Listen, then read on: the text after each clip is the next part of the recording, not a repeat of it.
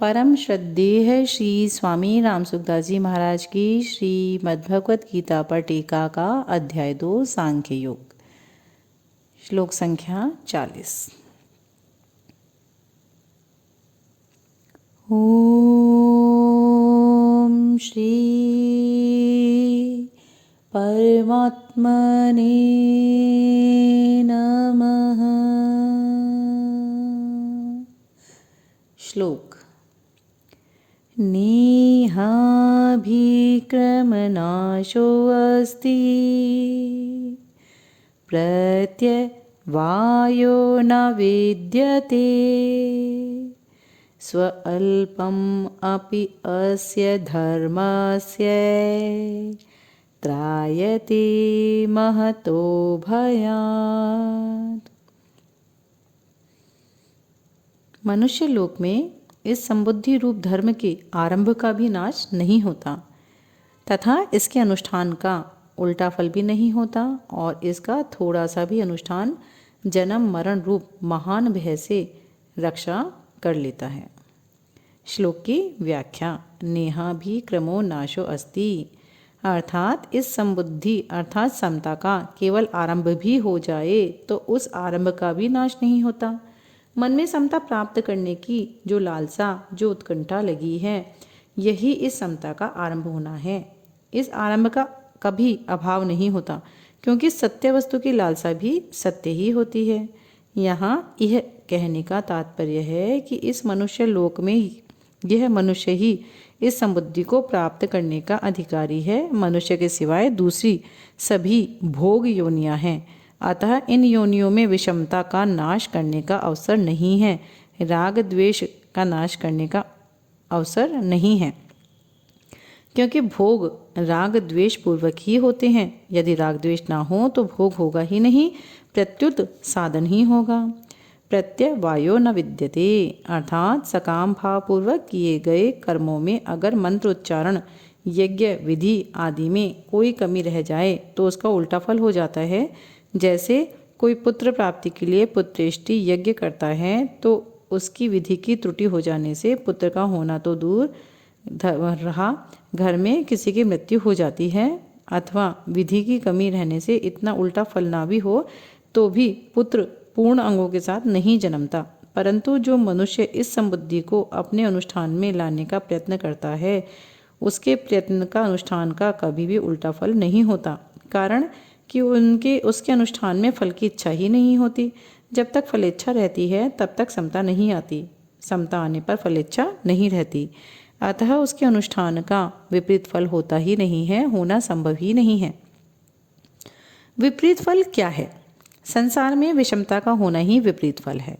सांसारिक किसी भी कार्य में राग होना और किसी कार्य में द्वेष होना ही विषमता है। इसी विषमता से जन्म मरण रूप बंधन होता है। परंतु मनुष्य में जब समता होती है, जब राग द्वेष नहीं रहते, राग द्वेष के न रहने से विषमता नहीं रहती, तो फिर इसका विपरीत फल होने का कोई कारण ही नहीं है। स्वल्प अपि अस्य धर्मस्य त्रायते महतो भयात् अर्थात इस संबुद्धि रूप धर्म का थोड़ा सा भी अनुष्ठान हो जाए, थोड़ी सी भी समता जीवन में आचरण में आ जाए तो यह जन्म मरण रूप महान भय से रक्षा कर लेता है। जैसे सकाम कर्म फल देकर नष्ट हो जाते हैं, ऐसे ही यह समता धन संपत्ति आदि कोई फल देकर नष्ट नहीं होती, अर्थात इसका फल नाशवान धन संपत्ति आदि की प्राप्ति नहीं होती। साधक के अंतःकरण में अनुकूल प्रतिकूल वस्तु व्यक्ति घटना परिस्थिति आदि में जितनी समता आ जाती है उतनी समता अटल हो जाती है। इस समता का किसी भी काल में नाश नहीं हो सकता। जैसे योग भ्रष्ट की साधन अवस्था में जितनी समता आ जाती है, जितनी साधन सामग्री हो जाती है, उसका स्वर्ग आदि ऊंचे लोकों में बहुत वर्षों तक सुख भोगने पर और मृत्यु लोक में श्रीमानों के घर में भोग लेने पर भी नाश नहीं होता। 6 अध्याय का 41वां और 44वां श्लोक है यह समता साधन सामग्री आदि का कभी भी किंचन मात्र भी खर्च नहीं होता, प्रत्युत सदा ज्यों की त्यों सुरक्षित रहती है, क्योंकि यह सत है, सदा रहने वाली है। धर्म नाम 2 बातों का है। पहला दान करना, प्याऊ लगाना, अन्न क्षेत्र खोलना आदि परोपकार के कार्य करना। दूसरा, वर्ण आश्रम के अनुसार शास्त्र विहित अपने कर्तव्य कर्म का तत्परता से पालन करना। इन धर्मों का निष्काम भाव पूर्वक पालन करने से समता रूप धर्म स्वतः आ जाता है, क्योंकि यह समता रूप धर्म स्वयं का धर्म अर्थात स्वरूप है। इसी बात को लेकर यहाँ समबुद्धि को धर्म कहा गया है। समता संबंधी विशेष बात। लोगों के भीतर प्राय यह बात बैठी हुई है कि मन लगने से ही भजन स्मरण होता है, मन नहीं लगा तो राम राम कहने से क्या लाभ। परंतु गीता की दृष्टि में मन लगना कोई ऊंची चीज नहीं है। गीता की दृष्टि में ऊंची चीज है समता। दूसरे लक्षण आए या ना आए, जिसमें समता आ गई उसको गीता सिद्ध कह देती है। जिसमें दूसरे सब लक्षण आ जाएं और समता ना आए उसको गीता सिद्ध नहीं कहती। समता दो तरह की होती है, अंतःकरण की समता और स्वरूप की समता। समरूप परमात्मा सब जगह परिपूर्ण है। उस समरूप परमात्मा में जो स्थित हो गया उसने संसार मात्र पर विजय प्राप्त कर ली, वह जीवन मुक्त हो गया। परंतु इसकी पहचान अंतःकरण की समता से नहीं होती।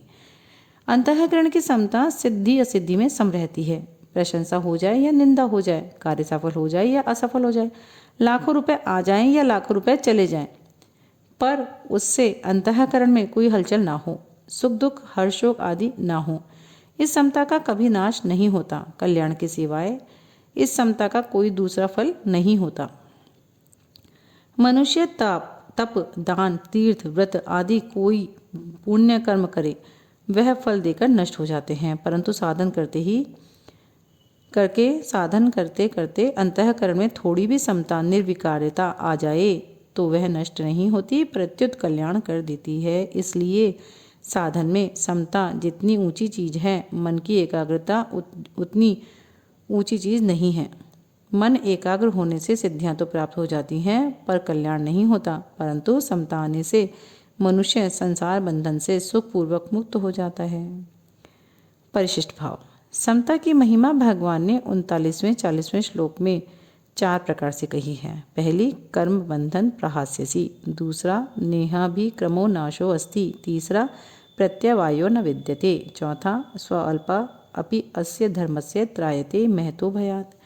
पहला, कर्म बंधन प्रहास्यसि, अर्थात समता के द्वारा मनुष्य कर्म बंधन से मुक्त हो जाता है। समता के द्वारा मनुष्य कर्म बंधन से मुक्त हो जाता है। दूसरा, नेहाभिक्रमो नाशो अस्ति, अर्थात इसका आरंभ का भी नाश नहीं होता। तीसरा, प्रत्यवायो न विद्यते, इसके अनुष्ठान का उल्टा फल भी नहीं होता। चौथा, स्वअल्पा अपि अस्य धर्मस्य त्रायते महतो भयात्, इसका अनुष्ठान थोड़ा सा भी अनुष्ठान जन्म मरण रूप महान भय से रक्षा कर देता है। यद्यपि पहली बात के अंतर्गत ही शेष तीनों बातें आ जाती हैं, तथापि सब में थोड़ा अंतर है। जैसे भगवान पहले सामान्य रीति से कहते हैं कि समता से युक्त मनुष्य कर्म बंधन से छूट जाता है। बंधन का कारण गुणों का संग है, अर्थात प्रकृति और उसके कार्य से माना हुआ संबंध है। समता आने से प्रकृति और उसके कार्य से संबंध नहीं रहता, अतः मनुष्य कर्म बंधन से छूट जाता है।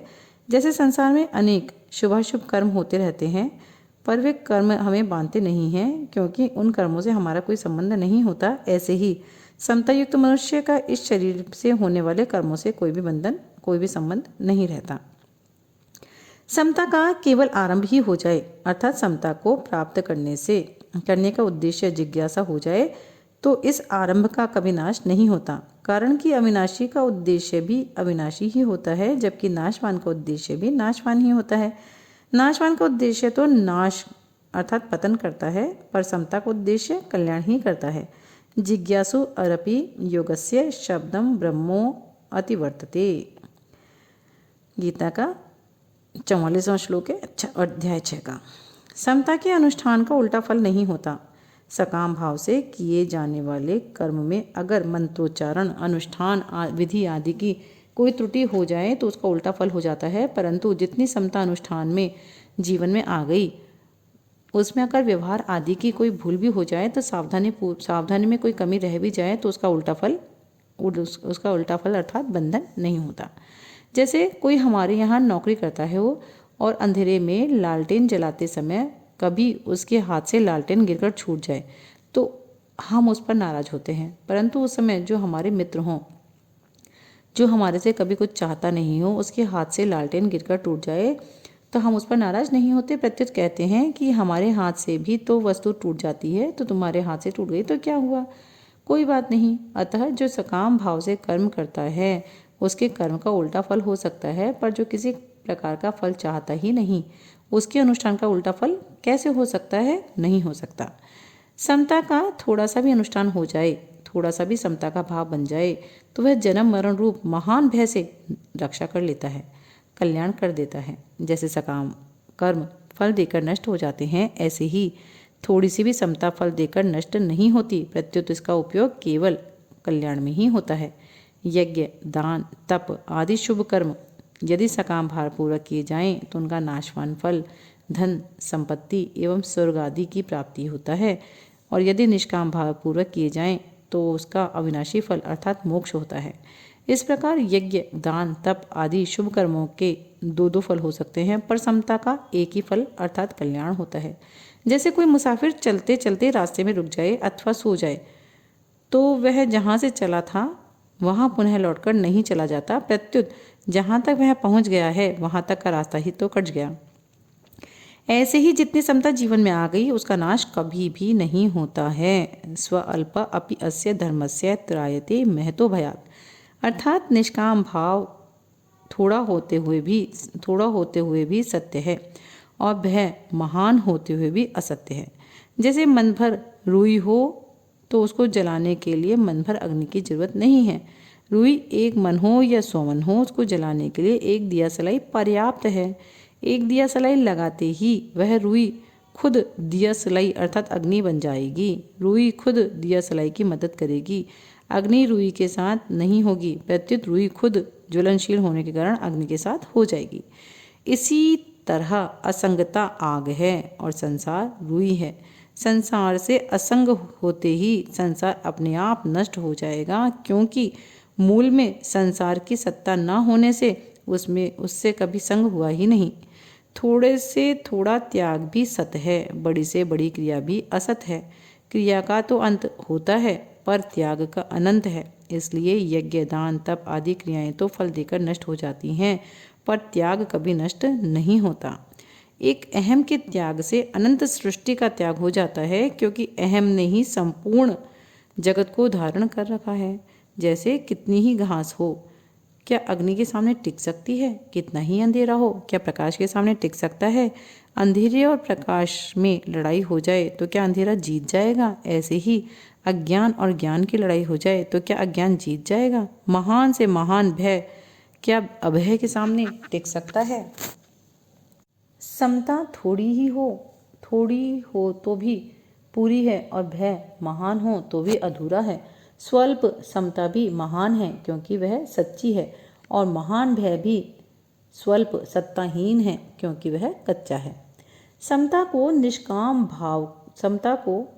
भाव को स्वल्प कहने का यह क्या तात्पर्य है?